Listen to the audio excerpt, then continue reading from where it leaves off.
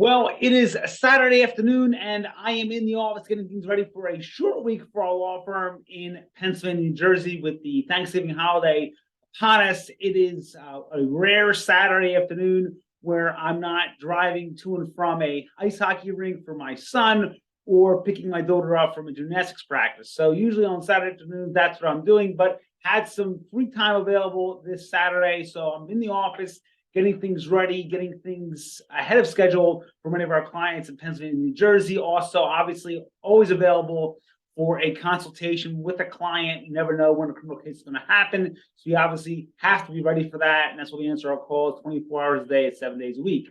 So with that said, digging out with an article regarding domestic violence in Pennsylvania and New Jersey. And this is an important topic because sometimes we do take cases where there is simply overwhelming evidence of domestic violence, and we're asked to come in and consult with a client and discuss options. And obviously, one of the options that we want to talk with clients is a non-trial disposition in the case of a criminal allegation, in the case of a civil restraining order in New Jersey, or a protection from abuse order in Pennsylvania. We also talk about non-hearing options, where we get into things like anger management and other diversionary type of setups. In the article that I put out just one of the options that we make available to clients sometimes after negotiating with the prosecutor's office or the district attorney's office. But again, this is something that you should only consider if, in fact, the evidence is against you and there's simply not a very strong defense and you will possibly be convicted.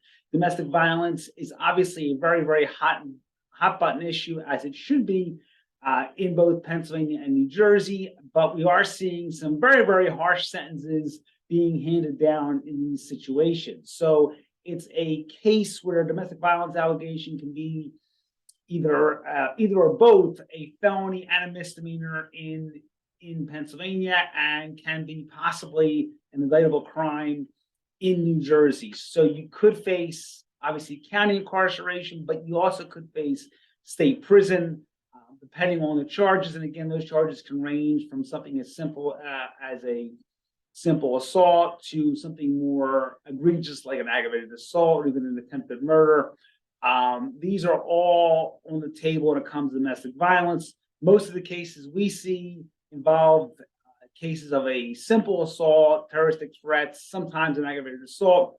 But again, it's a consultation that we have with clients discussing all the options, those including trial as well. If you are going to go to trial, obviously we're going to lay out what we need to do to establish reasonable doubt with regards to the charges. Remember, the burden is always on the prosecution.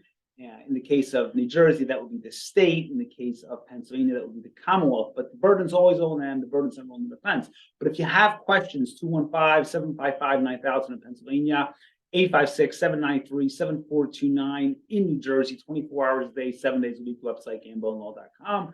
As always, a tremendous resource for you and your family. All my books, my blogs, my videos are available there in one convenient format.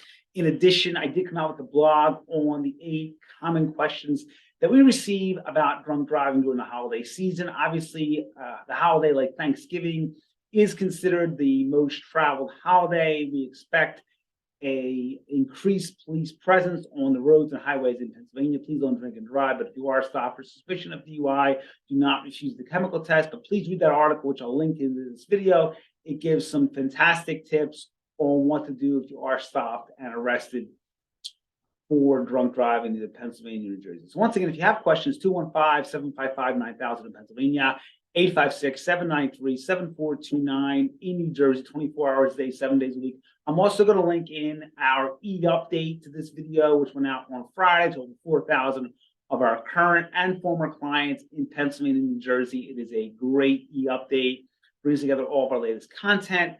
Have a great Saturday, and I'll talk to you all very soon.